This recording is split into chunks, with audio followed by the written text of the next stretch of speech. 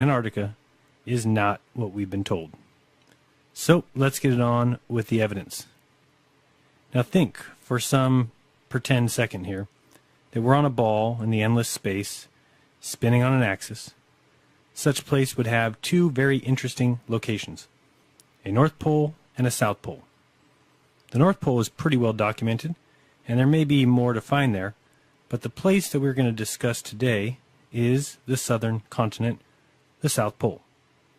The Antarctic Treaty prevents countries from laying claim, prevents any kind of military action, and prevents you and I from going and taking a look.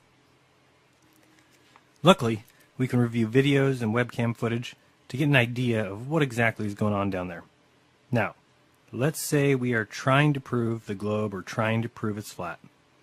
Should be very, very easy, right? I mean, on a globe, we would have a 24-hour sun in the southern summer. That means that the sun would circle the continent. That's quite different from the flat Earth model where the sun circles the entire Earth from above, and since Antarctica is around the outside, well, that doesn't include a circling sun, at least not around you at the bottom continent. Okay, let me show you what the difference between the two options would be. First, we're here at N.W.O, and the link is in the description if you want to check this out. And for someone at the pole, this is what we should see. I'm in Antarctica. It's December 19th. And we're going to start moving the clock here ahead just hour by hour to see what the sun does, or should do on a globe. We're at midnight here, so we're pumping ahead 2, 3, 4 o'clock. And you'll see the sun just does a 360 around the southern continent, which should be really evident and great proof of the globe. Show a couple video camera feeds or webcam feeds of that sun doing exactly that and shadows making a 360-degree turn. And there's your proof, flat Earth, dead in the water. So here we have another globe perspective. The sun standing still there on the left, and the bottom of the bogus ball would be rotating clockwise, causing the sun to shine 24 hours a day on the South Pole, which is vastly different than if we are looking at a flat Earth. Whereas a flat Earth with the sun making the trek daily around the Earth, somebody who is standing near the South Pole or in Antarctica would always see the sun coming from their northeast and heading off to their northwest. And so they would see something a little bit more like this image, which shows you exactly what I believe we are seeing. On the top there, I put a little view of what it would look like from Antarctica, and you can see the sun starting in the upper right and traveling to the left and heading out towards the northwest. Okay, so we now understand what we should see if the globe were the case. If the sun actually circles the southern continent and the Earth was a globe, then this should be absolutely easy to prove, right? There would be a ton of evidence of this easy to prove fact. Isn't that right? We should have video footage in abundance of the sun circling the continent, causing the shadows to do 360-degree turns around an item. I hope you agree with me. If you're capable of using your mind, and that since video recording has been around, that there is no reason to not have numerous examples of this so-called 24-hour sun. So let's take a look and see what we find. First up, a South Pole video, a 24-hour time-lapse. Oh good, 360-degree shadows. Let's watch. Here it comes. Alright, so here we are at the South Pole. No way of faking this video, huh? But let's watch anyway and see. So we have some flags starting around 9 o'clock, heading towards 6 o'clock, and then they'll be heading up from 6 towards 3. Watch the tracks there in front of these small flags. Just keep an eye on those tracks here in a second and make sure you note where they're at. And we'll see that the front flags are rotating around almost to 3 o'clock now. The back flags look a little bit questionable, if they are even moving in a circle. And so now we're at 3 o'clock, so we're halfway there. We'll be heading towards 12 o'clock, but oops, here comes some bad weather. And what was that? They just took the flags. Alright, so those flags are gone, and you can look at the ones at the top that do look like they're moving, but if you look for the tracks at the bottom, looks to me like a completely different day. Certainly not proof of a 24-hour circling sun. Not by a long shot.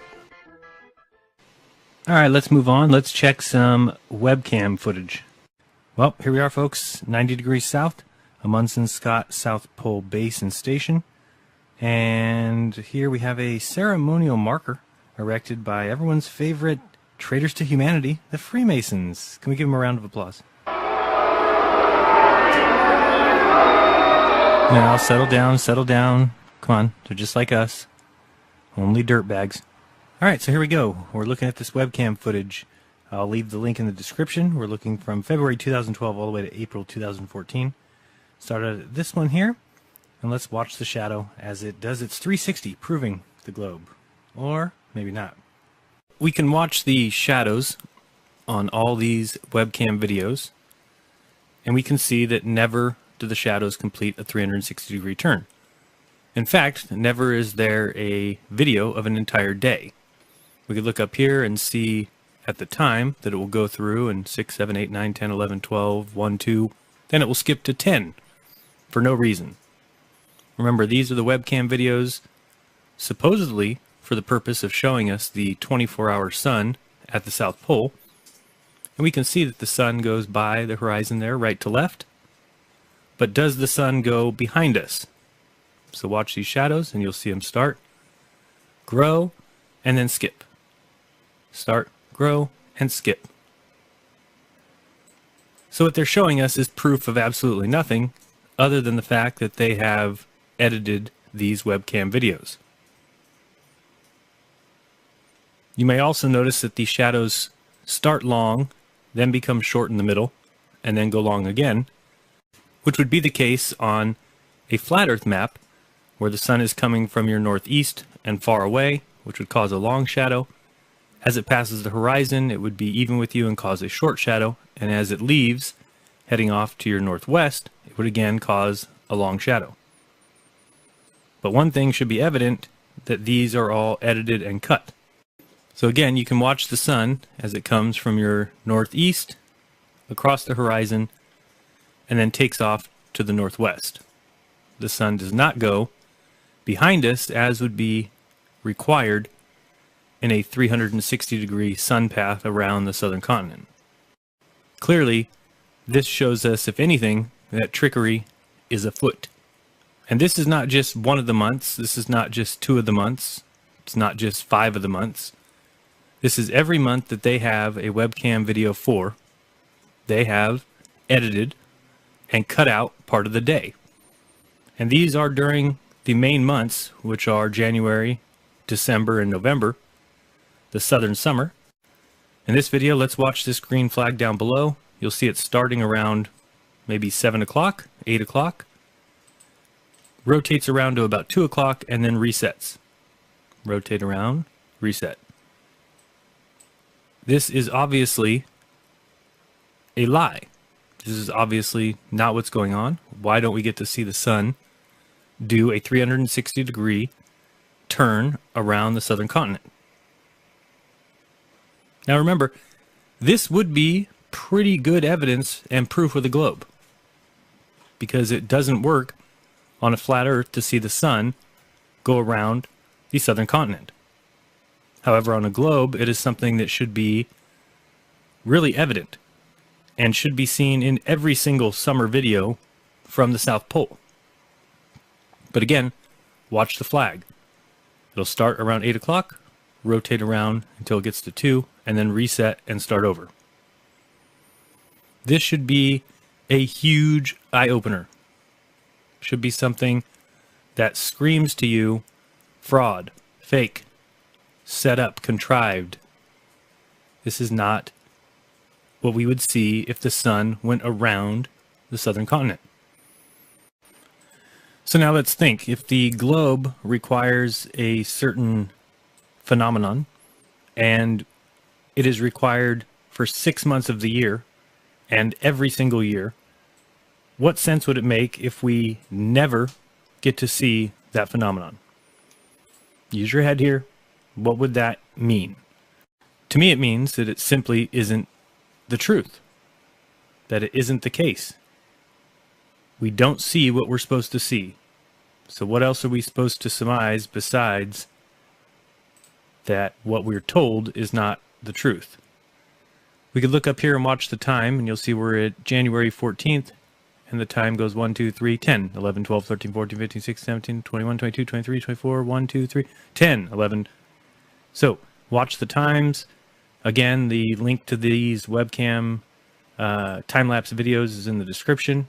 You can go watch them all yourself and see that you have been terribly fooled. Now, if we watch these shadows here on this purple flag, you'll see what I'm talking about the shadow starting out extremely long, getting extremely small, and then getting extremely long again, which again makes no sense on a globe model, makes all the sense on a flat Earth model, because the sun is coming from your northeast and far away, causing a long shadow. Then it crosses the horizon, causing a short shadow, and then escapes to the northwest, which would again cause another long shadow. So I would love it if somebody, anybody, would tell me what reason could they possibly have for editing these webcam time-lapse videos in such a manner. Why not show us one complete day where the shadow simply does a complete circle? In fact, they should be able to show us probably at the very minimum 2 months straight. That's 60 days or more where the sun does nothing but circle the southern continent. In fact, it's supposed to be more. But at the very least, this is at Amundsen Scott South Pole Station. There should be non-stop continuous shadows circling these flags. But is that what we get? Or do we get cut up and contrived fake webcam footages? Or at least edited?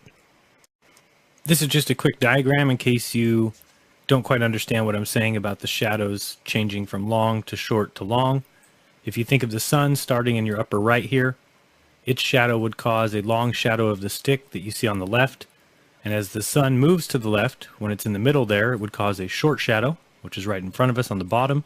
And as it continues off to the northwest, which is on your upper left, that sun would cause a long shadow on the right, on the bottom right. And that's what I'm talking about when I say that the shadows grow from long to short to long. So I emailed the head of the Australian Antarctic Division there, and she wrote back and basically said that the webcams at their Antarctic stations are subject to very limited internet connections, and frequent interruptions and dropouts are commonplace as the outages due to weather are extreme. Very slow bandwidth means we are unable to have constant streaming video. The time lapses you see on our site are stitched together from photos generated every 15 minutes, and basically saying that there'd be no way that they could have data from a whole entire day. Just taking a look at Mawson Station's current time lapse, for example, the images are being recorded overnight, and nothing appears to be missing. If you do notice anything absent on any of our webcams, please let us know the specifics so we can investigate any potential faults, or even maybe restore images where possible. So I'm like, what the hell are you talking about? Why don't you have complete day's videos? You're cutting them yourself. So I wrote back, and she responded with, "Hi Jaron, I've spoken to our web manager, who was not available earlier. He let me know that some frames are actually missing by design. Because the webcams were set up so long ago, he had forgotten about a script he had written to omit frames that are mostly all black to save on space, bandwidth, and overall quality of the video.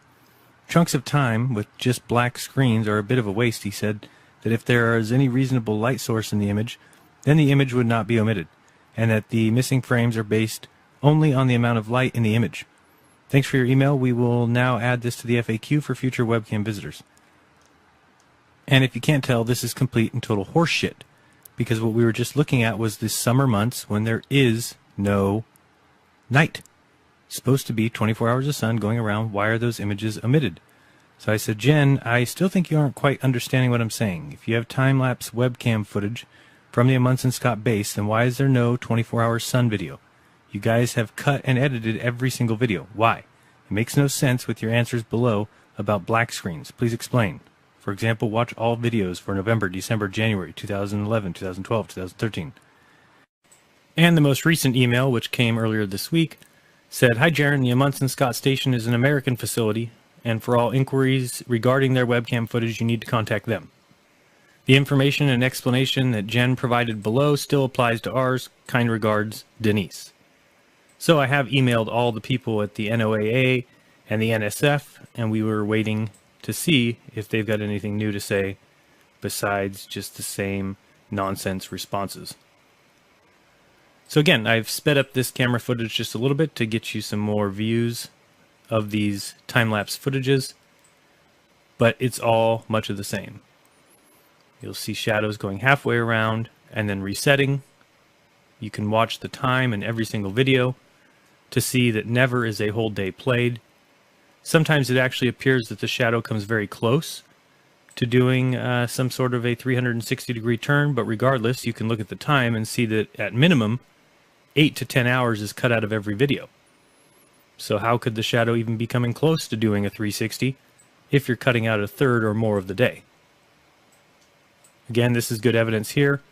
If you watch the purple flag start out very long, then it gets short as it goes in front of you, and then becomes long as it resets and starts over. So as I said, even if you watch that little igloo on the left, it may look really close to a 360-degree turn, but by looking at the time, 10 hours are cut out of that day. That just tells me that these have been edited. So, these are not accurate portrayals of reality. Again, the biggest and most obvious point here is that if it was a globe that we live on, then what they are trying to show us would be 1, easy, 2, occurred daily, and 3, plainly evident. And it is none of those. It looks like they're trying to cut it up. It looks like they're trying to portray something that isn't actually happening. And it looks like they're trying to fool us. Let's pay attention to something here. Watch this shadow as it rotates towards the upper left of the screen. And notice the shadow in this video coincides with the sun. Not the opposite as would be required by, physics and optics. The shadow should be opposite of the sun, not rotating in tandem with it. Again, more evidence of extreme trickery, extreme editing. They're simply trying to sell us something that isn't reality. So, how much more will it take for these globe believers to stop in their tracks and just think, you know what? This is strange. And to stop making excuses for liars who have been deceiving humanity for hundreds of years. Because we've still got the same people, and you know who I'm talking about, who will watch this footage after that webcam, and will still believe in NASA and in science and believe that we would never be lied to, all because they're afraid of the implications. Well, it's time to face facts, and the facts say that we're being lied to. So, you can keep making excuses. You can keep just calling me names, put your hateful comment in the comment section. You can keep thinking that there's no way we could have been lied to. You can keep thinking that people have known that we live on a globe for thousands of years. You can keep bowing to those who deceive the world, and you can keep fighting on behalf of your handlers who are laughing at us all for 2 reasons.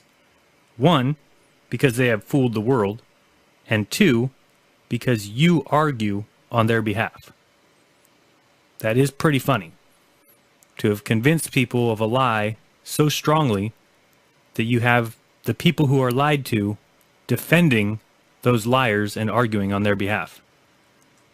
It's time we wake up and see what's right in front of our face, and that's evident and evidence of something other than the globe we were all taught. If it's a globe, then someone show me the 6 months of video footage of the shadows doing a 360-degree turn at the South Pole Station. Should be easy, should be in abundance, should be evident, and should be all over the place. Yet we find none. And yet you will still sit there and argue on these clowns' behalf. So show me the evidence of this 24-hour sun. Show me the time-lapse videos that should be in abundance yet can't be found anywhere. Now, you may find a video out there somewhere that shows 1 day of the sun doing something like a 360-degree turn, but where are they in abundance? Here's a video someone sent me. I don't want to use it for copyright reasons, so I have a link in the description below, and I'll point out 3 things for you to watch when watching this video. I'm sure you've actually seen this video before, the one with the watch in the lower left-hand corner. But take a look first at the shadows, or the lack thereof, of these mountains. Then look at the shadows of these poles or sticks off in the distance. And lastly, look at the shadow of this huge mountain. And finally, watch the sun rays that come from this sun and tell me this is reality. Now, someone is clearly playing stupid here, folks.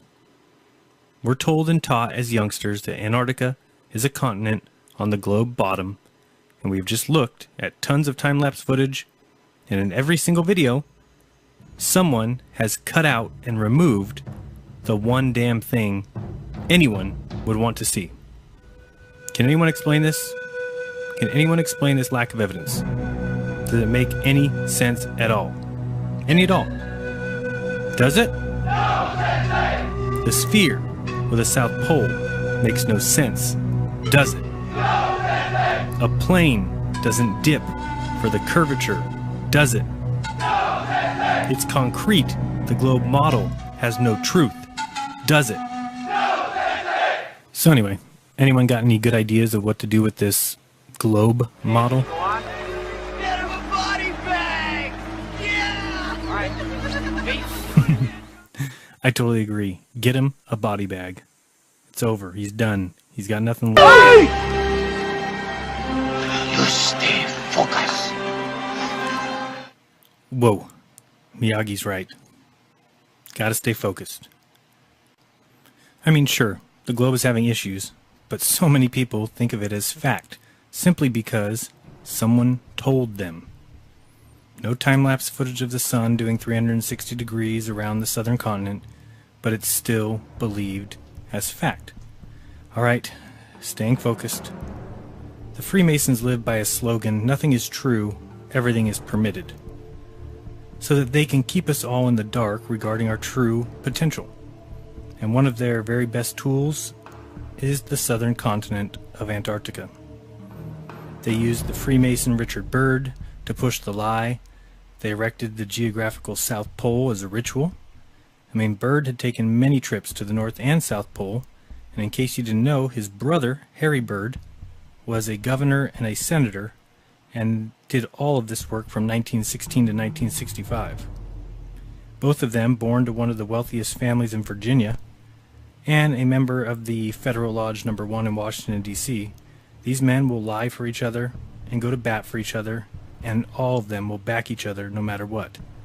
In fact, all of Byrd's travels were financed by John D. Rockefeller. Now, who knows how deep Richard Byrd goes in all this, and exactly to what depth he was involved. He died, or was killed, not too long after Operation Deep Freeze, and his only son, Richard Byrd Jr., was found dead in a warehouse almost a month after his family had put him on a train. Every Mason will tell you that the art of Freemasonry is a glorious example of a most shining and noble morality, yet it's all kept a secret. They tell the lies that keep the world in argument. Now, for some evidence of this Freemason trickery, look no further than the current Guinness record holder for the North-South surface navigation, Sir Ran Fiennes. You can click here for an entire video showing that there is no north-south circumnavigation. And after you've watched this video and that video, if you still believe in the model we were all taught, well, then no evidence exists that will ever get you away from the lie that you love so much. Of course, you know about Freemason Robert Falcon Scott. Of course, this is where we get the name of Amundsen Scott from. You've also heard of the Ross Sea, I presume, which was named after yet another Freemason, Sir James Clark Ross.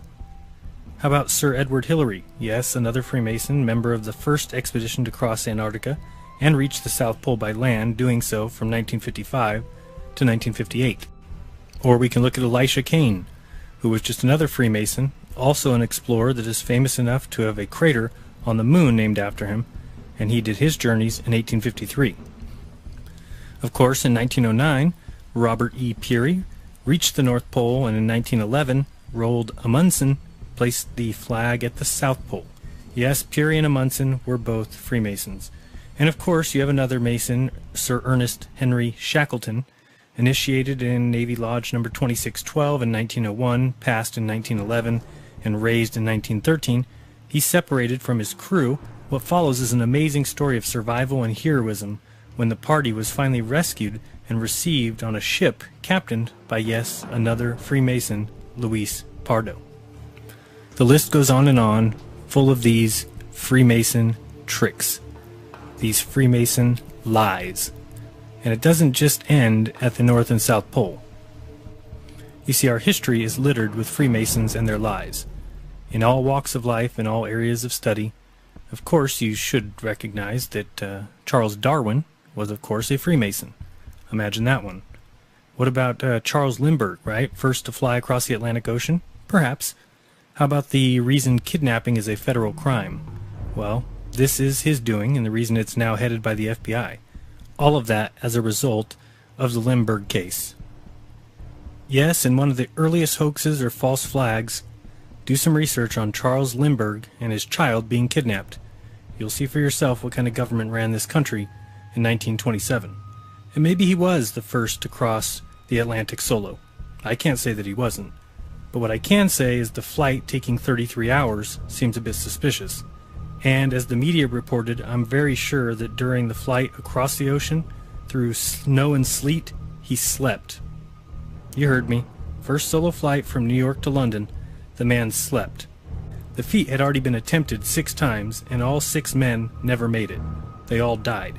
Yet Charles Lindbergh, the Freemason, he did it, while dodging storm clouds at 10,000 feet and dodging waves as low as 10 feet. He also found time to sleep. Not a worry. Yeah, those Masons are amazing indeed. It's like the Mason who went to the moon, and on his first step off the LEM, he pissed on the moon. And when he was ready to leave, the first time ever that it would be attempted, he said, "Roger, Houston, we're number 1 on the runway." Circuit breakers. So all in all, the deception here is becoming clear. Why would there be no footage of a 24-hour sun? Where's the proof? Where's the proof that we live on a ball? Go look at images from 70 degrees north versus 70 degrees south. On a globe, they should be nearly identical. But you'll see that the south is a barren wasteland of ice and penguins, and the north is filled with trees, flowers, bushes, deer, bears, squirrels, elk, and everything else you can imagine. Why do all of these South Pole and Antarctic flights and planes have no windows? Is there something they don't want people to see, perhaps? Like, what's that sun doing? Why is it when you look at the Worldview 4 satellite images, which cover the United States in a pattern like this, stop in Antarctica like this, in a very circular pattern? Now, do I claim to know how it all works? Hell no. I've been lied to my whole life, like all of you. It certainly could be something like this, or there could be a southern continent like this. There could be no outer ice wall, and more land north and south. There could be Shambhala. There could be the Tibetan tradition of White Island and the Eternal Land. Universally through time, we've had legends that speak of Atlantis, or a sacred land located at the navel of the earth. Hindu mythology tells us about Meru as the mystical mountain of the earth's center. Like the Egyptians, the Indians conceived of a dwelling place of the gods known as Samaru. Hebrew legends speak of a place in the north called Luz. Many ancient lands speak of a first continent known as the imperishable sacred land, and is the most mysterious of the 7 continents. It is said to be located in the region of the North Pole. This sacred land is stated never to have shared the fate of the other continents, because it is the only one whose destiny it is to last from the beginning to the end. It is the cradle of the first man and the dwelling of the last divine mortal. Of this mysterious and sacred land very little can be said, except perhaps according to a poetical expression in one of the commentaries, that the pole star has its watchful eye upon it. Buddhist texts say that Shambhala can be reached only by a long and difficult journey across a wilderness of deserts and mountains and warn that only those who are called to have the necessary spiritual preparation will be able to find it. One text says that the kingdom of Shambhala is round, but it is usually depicted as an 8-petaled lotus blossom. The modern theosophical tradition, too, recognizes that Shambhala is a real place. Shambhala, although no erudite Orientalist has yet succeeded in locating it geographically, is an actual land or district, the seat of the greatest brotherhood of spiritual adepts and their chiefs of earth today. From Shambhala at certain times in the history of the world, or more accurately, of our own fifth root race, come forth from the messengers or envoys of spiritual and intellectual work among men. It is surrounded by an akashic veil of invisibility, and an army of airplanes might fly over it and not see it. In it are gathered some of the most valuable records of the human race. There, surrounded by the greatest and most evolved human beings, the silent watcher of earth has his invisible abode. Meru, which was the Olympus of the Indians, is said to be situated in the center or navel of the earth. It was guarded by serpents, which watched the entrance to the realm of secret knowledge. According to tradition, it was the land of bliss of the earliest Vedic times. Occult teachings place it at the very center of the North Pole, pointing it out as the site of the first continent over the entire Earth.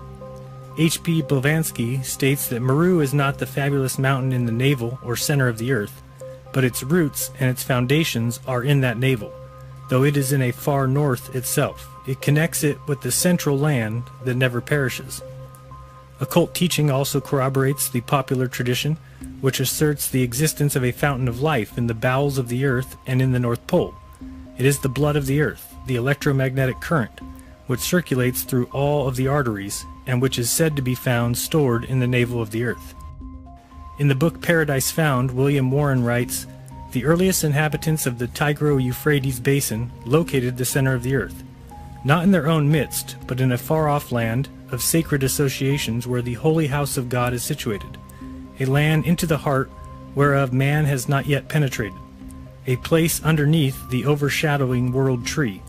The Chaldean account of Genesis we read, "Human beings the great gods created, and in the earth the gods created for them a dwelling.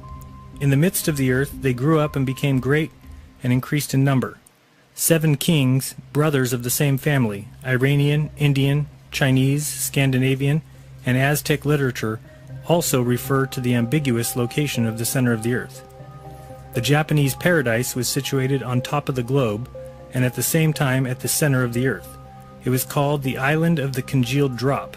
Its first roof pillar was the earth's axis, and over it was the pivot of the vault of heaven. Similarly, the Chinese terrestrial paradise was also round in form and is described not only as at the center of the earth, but also as directly under Shangtai's heavenly palace, which is declared to be in the pole star and is sometimes called the Palace of the Center. The Egyptians located their Ta Neder, or Land of the Gods, in the extreme north. Today there is an echo of these ancient traditions in the fact that children send notes to Santa Claus, or Father Christmas, in his wonderland at the North Pole, asking for gifts. The Eskimos have legends that they came from a fertile land of perpetual sunshine in the north. In Psalm 48:2 of the Bible, Mount Zion is said to be in the far north, and in Ezekiel 28:13-14, Eden, the garden of God, is placed on the holy mountain of God. In Hebrew tradition, the primeval Eden is sometimes said to be at the center of the earth. According to the Hindu Karma Purana, an island called Shvetadipta, or White Island, lays in the northern sea. More recently, we have even more polar puzzles as far as the open polar sea. Many 19th century explorers believed that beyond the belt of pack ice at the perimeter of the Arctic Ocean there was an open polar sea, and possibly continental land as well. In 1827, an expedition led by Edward Perry ventured far north of Spitsbergen, over ice and along leads of open water. As they sledged north, the ice field became lighter and more fissured, and they eventually found themselves on the edge of what seemed to be a vast open polar sea, containing only a few scattered pieces of ice.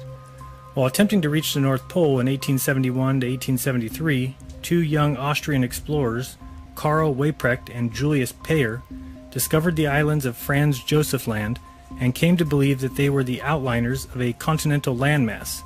Lieutenant George Washington DeLong hoped to find this land, and in 1879 he sailed in the Jeannette through the Bering Straits into the Arctic Ocean, planning to take advantage of the warm, north-flowing currents, which he believed would open a way through the pack ice. However, in June 1881, his ship sank in the pack ice northeast of the New Siberian Islands, a tragedy which DeLong and many of his men did not survive.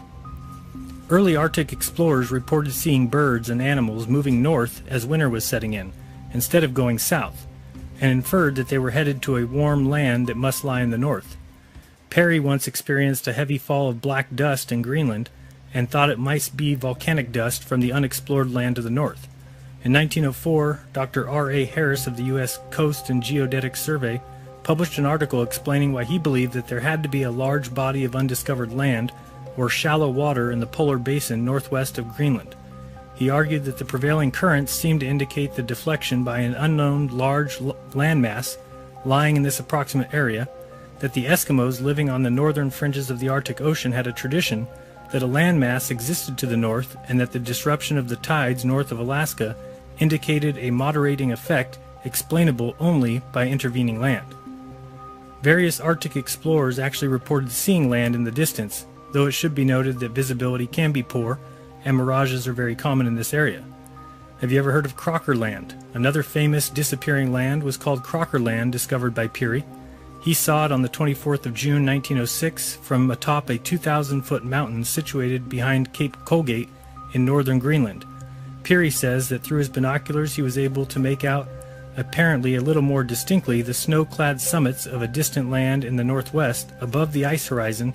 Peary estimated that Crocker Land lay 120 miles from the northern coast of Axel Heiberg Island. How about Bradley Land? Frederick A. Cook stated that on his journey to the North Pole in 1908, he looked for Crocker Land but did not find it at the location given by Peary. However, he said he seen a mountainous, ice-clad land slightly further from the shore, which he named Bradley Land. He saw it to the west of his line of march, north across the pack, on the 30th of March 1908, and again 31st of March. Prior to his attempt at the pole, Cook expressed the common belief that land would be found north of the Arctic Ocean. Jan Leprecht takes quite a different view on Cook and Peary and the controversy surrounding them.